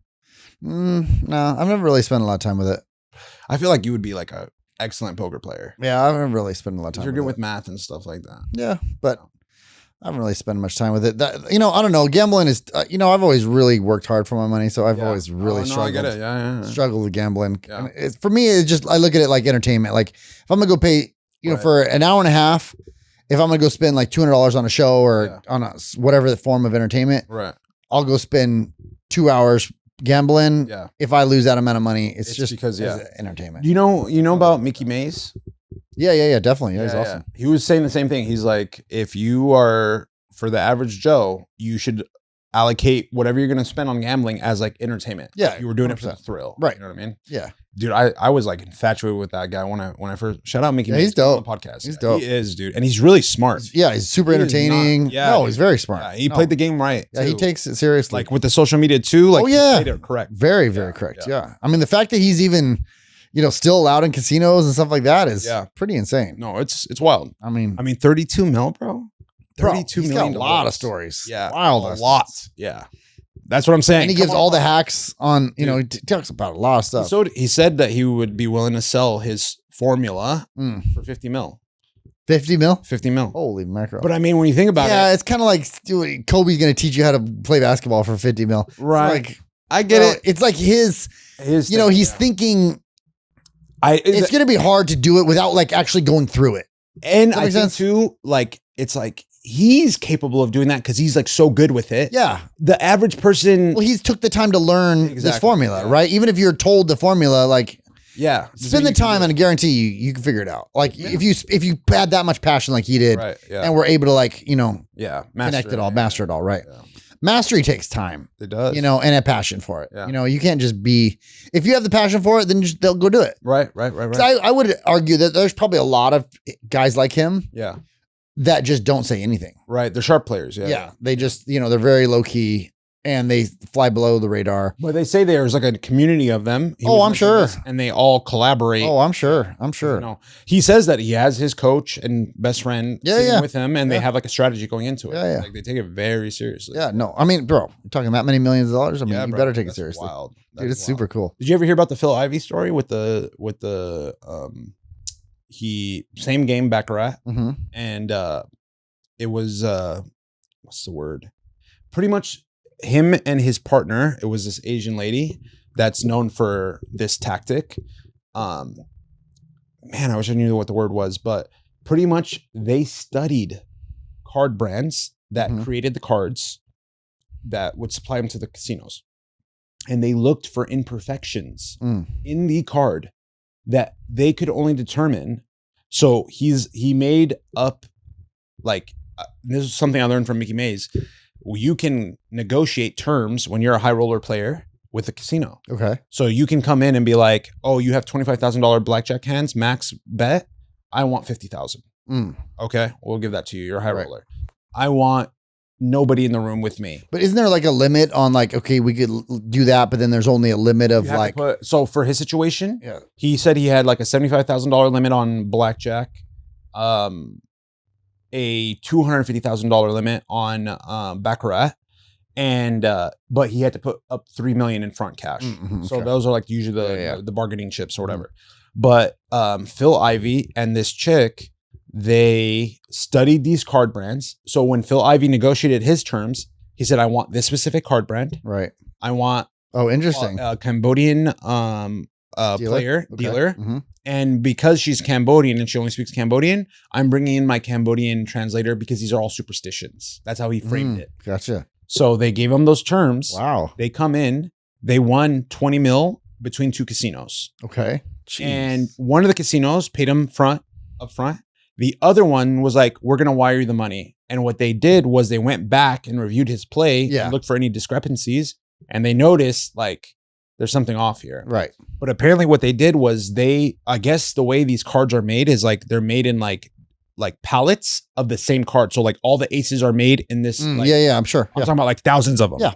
And then kings and then queens and all that stuff. Yeah. And then they saw the discrepancies in like the face, the back of the card, like, you know how it's like blank. Right.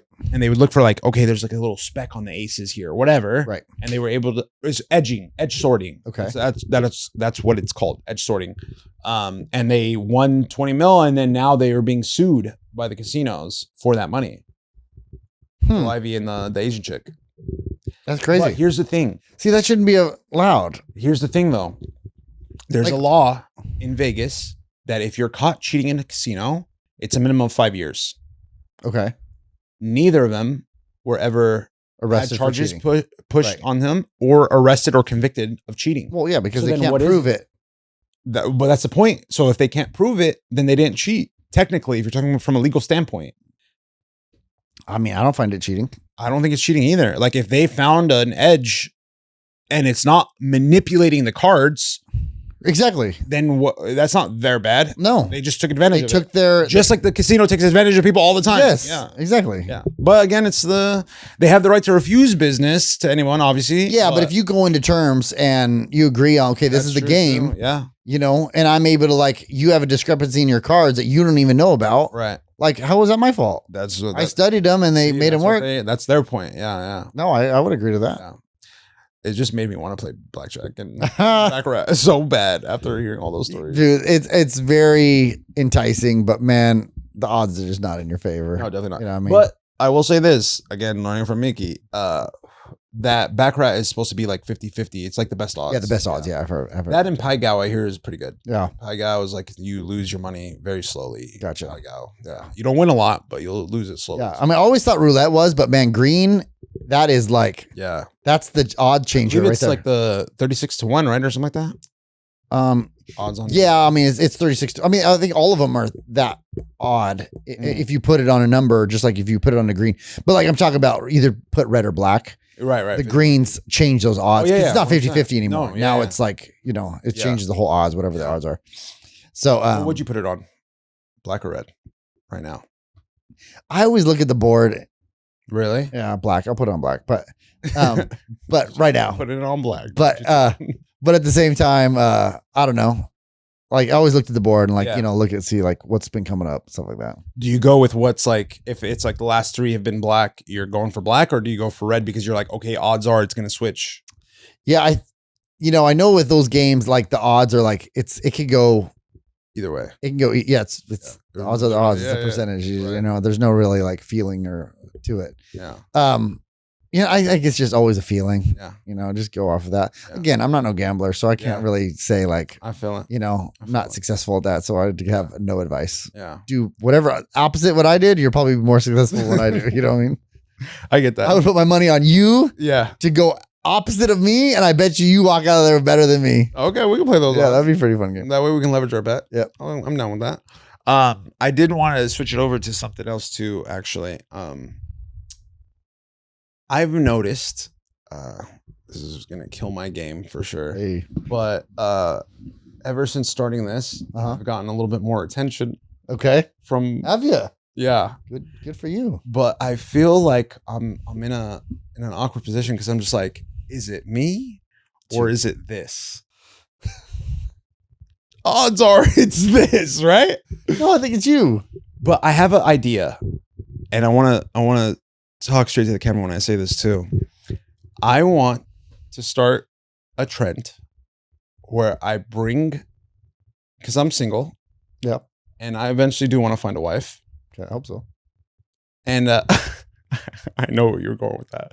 And I'm thinking about, on a separate day, obviously our shoot day is our shoot day, but on a separate day, I would like to bring on a female companion as a first date. And if they do well on the pod, oh my goodness, that is going to be like, okay, she has a chance. Like I'll maybe invite her for a date too. Yeah, she has a chance. Right. And you might get her on a date too. And I might get her on a date too. Ladies, I'm going to start taking bids for first time dates on the pod. Clearviews _pod. Hit us in the DMs. Completely unclear views. It's going to be interesting. Good luck. Yeah. What do you think of that? First dates with Bishoy. On the pod. Yeah. What do you think of that? Yeah, no, that's the name of the show. First dates with Bishoy. First dates with Bishoy. First dates with FDB. I'll take it. FDB. Man, I wish you luck. I think anyone of any caliber would be like, nah. You think so? Of course. Yeah. That's what I'm thinking. Of course. Nobody worth really. They're going to come on to get the attention for themselves. Yeah. Yeah. You know? So they're just going to use me. They're going to use you. So nothing different just from like my life. From them. Nothing different from my life. No. But if they come in, I think you'd be using them as well. Like probably to a degree. Yeah. Yeah. I think they're benefiting a little bit more though. I think lightning can strike. Of course you do. Lightning can strike and you can find the right person, but odds what if are it not did in your though? favor. Think about how viral that would be. Bro, she could be at the grocery store too. That's true. But I mean, for a viral moment, I guess, it could be. I'm thinking strategy. You know that. That is hilarious. Yeah. I'm really thinking about doing that. You think it's... Hey, if you found someone to do it, more power to you. Yeah. What about Well, back to the fitness thing. Yeah, please. Let's talk about our challenge real quick. Oh, so thank you for reminding me. Yeah. So right now me and Bishoy are both doing a challenge of this month is 400 jumping jacks 400 every day. Yes. And last month it was 100 push-ups. Yeah, per day. Yeah. So, the thing that I find most beneficial about this is you're committing to something. I mean, all of these things are relatively easy. Yeah. I mean, honestly, even if you made an individual commitment of 10 push-ups a day, it doesn't really matter. Right. The challenge really is a mind challenge of like, you're committing to something. Are you going to do it? And when that day comes, it's 10 o'clock at night. Yeah. What does your mind tell you? It starts making excuses. Tomorrow. Like, yeah, you can do it tomorrow. You're tired. You're this, your mind starts telling you things. Yeah. And so these are all things that I think is the biggest challenge is a mind game, not the physical giving. Right. And so I think if we can challenge everybody out there to jump on and if you are down, if you're woman enough or man enough to do it, if you can comment 400, whether it's on IG, TikTok, or whatever, YouTube, comment 400. And then if you don't mind sending us your progress, like if you could maybe take some footage of you actually doing it, we'd love to, and we'll definitely shout you out and throw you on. My biggest challenge is, again, like, it's not necessarily take it as a physical challenge. Yeah. Take it as a mental challenge. Like, if you'll find how weak your mind is when you say, like, man, I could do that. Yeah. Do it. Try it. Test us. Test yourself. Yeah. Test yourself. See how strong your mind is on even something as small as this. Yeah. And see how it goes. And everyone will be very surprised on the excuses we make. Yeah. And why you didn't do it. And all it is an excuse. Yeah. And I'm not gonna lie, I would love to hear people's opinions on it. I have been doing it. Mm-hmm. And I mean, for me, I was like, okay, let me be strategic about this.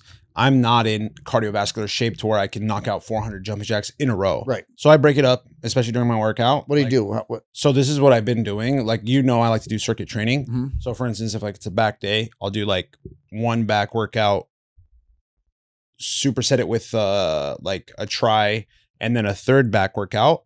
And then after I finish that third lift, I'll go over and I'll do at least 50 jumping jacks. Okay. I try to push it as far as I can, but minimum in my brain, I'm doing 50 no matter what. I don't care how tired I feel or how much it burned. I'm getting the 50.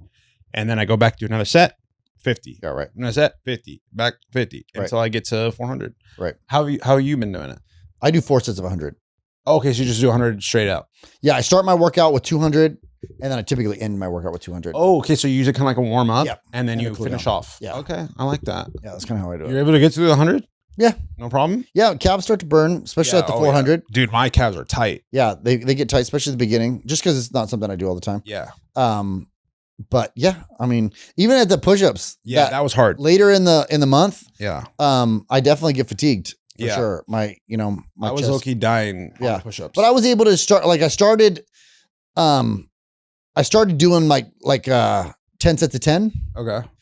And just to kind of get through it. And then I was like, I don't really like this. It's either too easy or it just takes forever, I felt like. Yeah, man, it does. So I really like 5 sets of 20. Okay, nice. Yeah. That's my favorite way to do it. Yeah. And I set a timer. I set a timer for 5 minutes. Yeah. And every minute the timer goes off. And so then I start another 20. Okay, nice. So I finish usually within the first 30 seconds. So then I have like a 30-second break. And then the next 20 is at the next minute mark. What's your routine like, just overall, like you're throughout the week? What's your breakup? I do mostly boxing workouts now. Nice. So most of mine are like, I mix it up with just different boxing workouts, whether I do just footwork or I do, heavy bag stuff, shadow boxing. So you're not lifting weights as much? No, I mostly do body weight stuff. I do a lot of push-ups. I do pull-ups. Yeah. I do mostly calisthenic stuff. I love it. Body weight squats. It's so crazy that without us even talking, we have very similar mindset on like how to train. Right.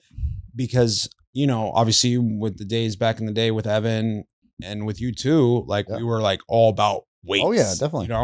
And then now what I realized too was that I got bored with the gym. Oh, me too. That's why I got into boxing. Exactly. Yeah. And when I started boxing, because I used to box too, like it was like invigorating because I was like, it's a workout, but it's something different and fun. Right. And it's like now, although I did start lifting weights again, like I'm not lifting like we used to lift. Like I want more athletic build, more like mobility and whatnot. So it's like, and I know you've done this for years, but like I want to get into jujitsu. Yeah, jujitsu is awesome. Yeah, it's really fun. Because that to me is like best of both worlds. Like you're getting a great workout and you're also doing something that's beneficial to you. Like even in the real world, you know, like again, I found BJJ to be the biggest challenge with that was getting comfortable being uncomfortable. Yes. Like that is crazy part of BJJ. Like, you know, when you're in a choke or when you're on the bottom of somebody and there's big dudes in it, you know, and especially being a bigger guy, you're going to be rolling with these bigger guys. Right. And man, you feel suffocated. You know, you feel like all their weight is on your chest. Yeah. It's really hard to breathe. Yeah. You know, their hands are around your neck. Right. Really hard to breathe. Not a comfortable and situation. Just trying to stay calm, trying to keep your mind calm. Right. And that is the hardest part. By far the hardest part. Again, it goes back to mentality. And then just realizing you're focusing on where your body's at and where compared to where their body's at. Right. Like, is their knee in your side or is there this? So you're trying to figure out positions all the time. And it's pretty cool as a, you know, just strategy game. Is there, because I'm still very new to it. Is there like belts to jujitsu? Oh yeah, there's tons of belts. Yeah. If you don't mind me asking. Oh, I'm a white belt. Yeah, I'm still white belt. Okay. Yeah, it takes, I would say on average, it takes 2 to 3 years going consistently to become a blue belt. How do they measure, like, how do you get to the next belt? Different schools do different ways. They do it through, like some do it through like an eye test. They've been going there long enough. Oh, okay. And, you know how to do enough defense moves and offensive moves to kind of like get it. Other schools do tests where they'll be like, you'll have to roll with like a black belt. Okay. And he'll put you through these tests of like, okay, do a Kimura, do a rear naked choke, do a, arm bar, do it, do these different things. And so you'll have to do those things. And then that will get you, you go down the test and, get you that belt. Where I went to Long Beach Brazilian Jiu-Jitsu and they did a test. Yeah. But it's tough. Yeah. It's tough. It's tough. Marcelo was the coach and he's super hard. Really? Yeah. Which gym is this again? In Long Beach? It's Brazilian Top Team in Long Beach. Yeah. Okay. They're awesome. Shout gym. out. Awesome gym. Marcelo's the head coach over there and he's a G, man. Is he? Oh yeah. Is he have like, he was a fighter? Yeah. Or? Oh yeah. Nice. Fighter. Yeah. Yeah. Because up in the Ville, obviously there's only so many, but when I was boxing, at least I went to Cobra Kai. Okay. Yeah. Yeah. Right. Yeah. With Justin's. Yeah. Mm-hmm. Yeah. Oh, and Dominique Reyes was the one I was telling you about. Gotcha. Yeah. That's the guy that's from Hesperia that my boys like went to high school with him or whatever. And I think he has a gym up there too. Nice. Yeah. Sweet. Yeah. He was a brawler. Fighters up there. Yeah. No. Ryan Garcia came from up there. Shit, there's not much to do in the high desert. Yeah, so like usually people end up becoming fighters or fucking meth addicts. Yeah. But yeah, I definitely want to get into it. Maybe we can run it one time. Dude, I love it. Yeah, let's do it. Yeah. I would be so down to do it. Yeah. It's fun. I would like to do no gi. Because I do gi right now. Okay. That's like the karate outfit. Oh, you're saying no gi. No gi. Okay, gotcha. I thought it was like a type of martial arts. No. Okay. So no gi, it would be fun.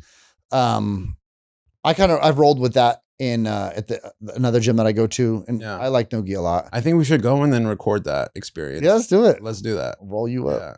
Oh, I'm not doubting that at all. I'm gonna be up. I'm gonna be definitely not. And then the only thing I would like to get, like to do more Muay Thai. Okay. Yeah, Muay Thai is like more striking. Yeah, it's more. I like the striking. Yeah. I mean, Brazilian Jiu-Jitsu is fun. Yeah. But I really love the striking. That's the thing. That's why I was gravitating to boxing. Mm-hmm. Is there's nothing more satisfying, especially like within the fighting world, than hitting a bag and hearing that pop. Yeah, and just like, and even the speed bag. Like boxing is just so limited. Yes, it is. Like with just hands. Right. Like elbows, knees, kicks. Yeah, dude, those are more devastating than fucking punches. That's for sure. Big time. Yeah. And they're also just another. They're especially your kicks, bro. Yeah. Those are devastating. Somebody up, yeah. You jack somebody up for sure. Have you seen that guy? He's on the internet. Like it's not like one specific guy, but it's like these. I don't know if they're. I watch fighting all the time. Well, these guys are like kicking steel poles. Oh yeah. And denting them. Yeah. And I'm just like, what? Yeah, it's more internet stuff. You think so? Yeah, I mean, there's guys definitely that are super strong and their shins are ridiculous. And they do those things. Yeah. You see the Russians where they like beat up the tree. No. Oh, like where they're punching and stuff. They're punching the tree and the tree's like blasting apart. Okay, that I can. No, I haven't. Girls doing it. So it's the type of tree that just like breaks up, right? Yeah, I mean, they look badass doing it for sure. Yeah, but it's definitely bro, it's manipulated a little. Yeah, it looks cooler than it probably more impressive than it probably is. You know what I mean? I feel you. But definitely, yeah. I mean, those type of things are great. Yeah, I think all martial arts are super cool. Yeah, I'm really gotten more into that than anything. Yeah, I like boxing a lot. Yeah, doing even now sparring. Like sparring's fun, but I like body sparring a lot. Go to boxing. Ooh, that's a good one. I don't know. There's a good candidate behind you. Muhammad Ali's good. I don't know, man. Tyson was Tyson. Bro. Yeah, I kind of feel Tyson. If we're gonna look at stats, I get why Mayweather may be in the conversation. Yeah, but dude, he was a very strategic fighter. My thing is this: like, you can't be a lightweight and be the best. Yeah, no, it's a little hard to. You can't. Yeah.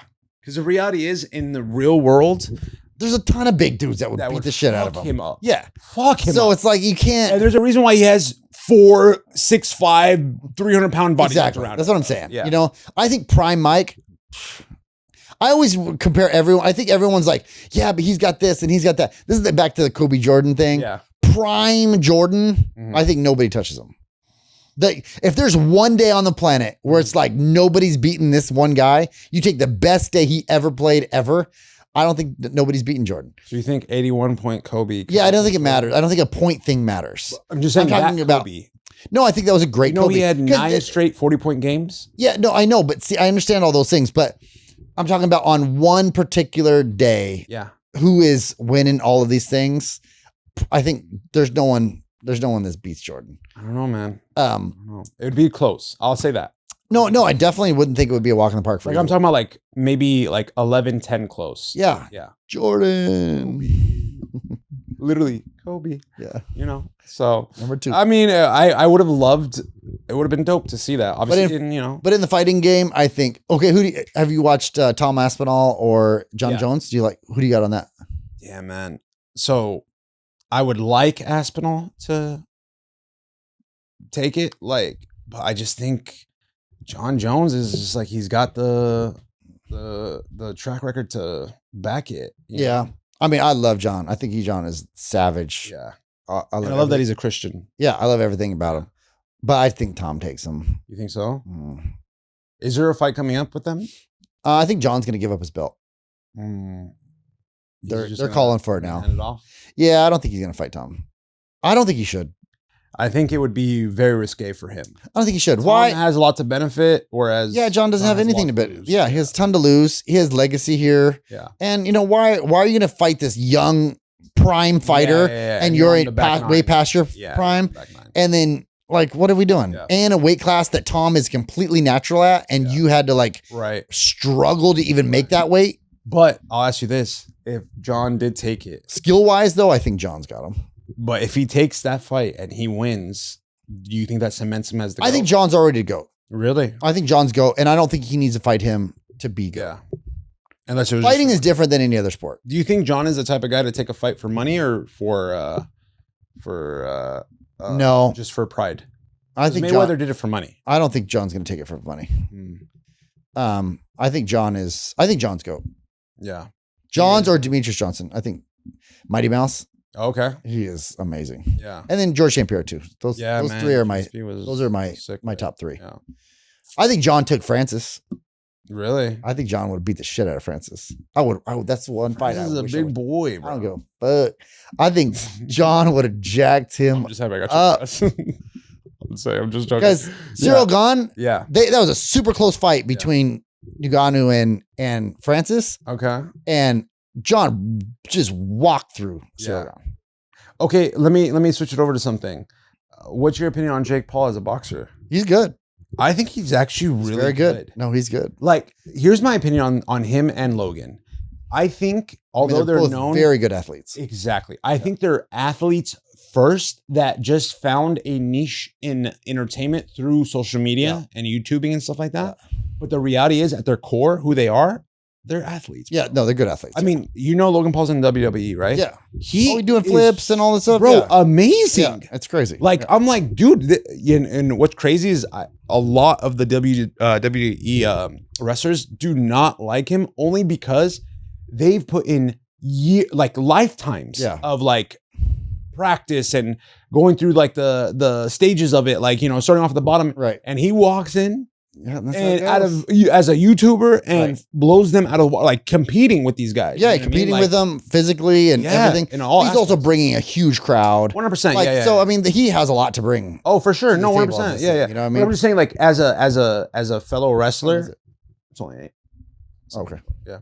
I was gonna wrap it up right now, but as a fellow wrestler, I'm sure it's like, fuck this guy, bro. Like, I had to like put the ring together as a ring boy before I even got a chance to get in. I don't like that argument just because I get that argument, but it's kind of like the Caitlin Clark argument. It's like, oh, we've been doing this before you, and now she gets all this hate just because she's white girl or whatever. I mean, she's balling. A hooper, yeah, bro. Yeah, she's balling. Yeah. Hate her or not, she's a hooper. Yeah, exactly. So, I think Logan deserves to be there because he brings eyeballs and he's bringing the product. Bro, he is. Even though I'm not a Logan Paul fan. Really? I'm not. I like Jake Paul. I don't like Logan. I like both of them, but I actually like Logan's personality. Yeah, I don't. I actually think he's a really chill dude on a personal level. It's like just one of those things where you have to accept his like narcissism. Have you watched like the Logan Jake interviews and any of those? Like where they talk about each other? I watched Paul America on HBO Max. I don't know what that is. It's like a show on them. Gotcha. Okay. No, but there's an interview between them in particular, and Logan just came off so douchey. I was just like, bro. I know, but you got to understand. I know they're entertainers, and they kind of have to create that drama. And it is what it is. But I just picked that team. Yeah. Does that make sense? Yeah. No, like, okay, the drama's there. I'm on side with him. Yeah.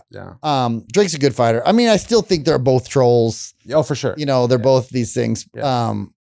But boy, have they benefited. No, they're doing their thing. There's no hate towards either of them. Dude, and honestly, man, all respect. After starting this, I have like a newfound respect for them because the level of work that goes into it. I mean, people watching, you don't see what happens on the back end. Man, it is a lot of work. Oh, for sure. Lot, So the fact that they did that and they got to where they're at, I personally have a lot of respect for it. Oh, I do too. I mean, you could tell those are two guys who don't sit down and they're not into the next sitcom, the next show, the next this. I mean, them boys are working all the time. Yeah. And honestly, with that, I can super respect that. Yeah. 100%. They are doers. They're creators. They're not followers. They don't talk the talk. They walk the walk. Yeah. And so, I mean, with that being said, they're extremely impressive. Yeah. Yeah. But yeah. I mean, Jake's doing his thing with fighting. He is, bro. He's doing his thing. Honestly, too, I actually want to see him fight Fury again because I actually think he could take it this time because he was still. You got to think about it. He was still young in his career. But Fury's still like, I mean, who's Fury?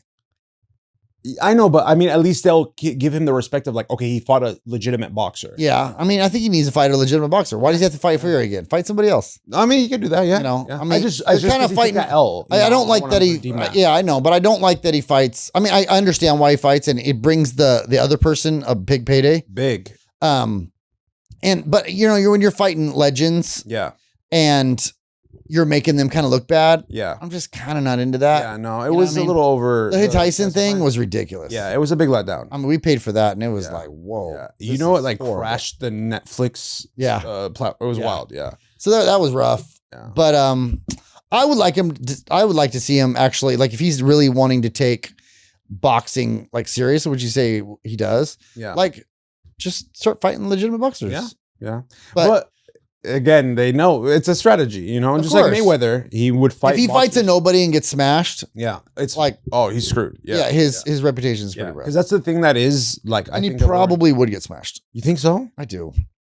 At his weight class, absolutely. Dude, he's in a higher weight class. Yeah, he's in a higher weight class. The lack of experience that these boys have been boxing since they were 9 years old. Yeah, they've been crushing it. They have the genetics, and they have the this, and they have the that. I mean, there's some savage boxers out there. You watch these highlights of these people, bro. Oh yeah, no, they're insane. Yeah. Wow. What's your opinion on Ryan Garcia? He's from the Ville, right? Yeah, he's all right. Yeah. Yeah. I feel like he seems like a drug addict. but I don't know. He has some experience with drugs for sure. Yeah. But I from my understanding, he's trying to get clean. I can help you with that, Ryan. If you need some help, bro, I got you. I got experience in that too. I've taken a few knockout punches myself. I mean, when you're in that level, and you fall off to drugs, it's a pretty big bummer. Oh, it is. I think if he took it more seriously, I think he'd be much better. Yeah. I just think he's blowing an opportunity. It's hard. Yeah. It's just like watching a train wreck. I think, where I look at like the Jake Pauls and Logan Pauls, they're capitalizing on this opportunity and he's squandering an opportunity. Yeah. He really is. It's, and maybe he's not, maybe he is. I don't know too much about it, but we'll see. Yeah. I think he, he's entertaining, little pretty boy. Yeah. I'm just, a fan because he's from the high desert. No doubt. I wish you would rep him more though, Ryan. Like, you always hear when he comes out, it's like, oh, from the LA. Yeah, I'm like, bro, rep that shit, dude. Every once in a while, I'll say Victorville. Yeah. I would. I mean, did he go to Victorville High? Did he go to like high school up there and everything? All I know is he lived in Victorville for a little bit. Yeah. I'm pretty sure he was born and raised there. Yeah, it wasn't like a my impression. I have no really the truth of it though. That's wild though. I just stoked to have like Joe Stevenson. He went to high school with me. Yeah. So I know he went Dominique to Sperry. Reyes. He went to Sperry High. Did he? Oh, he went there too. Yeah. That's where my boy knew him at least. Yeah. I mean, those guys they were studs. Beasts too. Yeah. We didn't. The whole small town, when someone makes it, it's like, you want that, like, we take pride in it. Right. But we'll go ahead and wrap up episode 6. Yeah, it seems like we're being pressed. But again, just want to say thank you guys so much for the support. Yes, sir. All the people that have shown it, you know who you are, and I can't thank you enough. If you like what we're doing, man, subscribe, Neurogum, hit it up. Neurogum, hit us up, please. You already know we put it on blast for you guys. So, but yeah, please like, subscribe, comment, and then if you are gonna participate in this challenge, 400 in the comments, please. Yes, sir. 400 for the jumping jack challenge.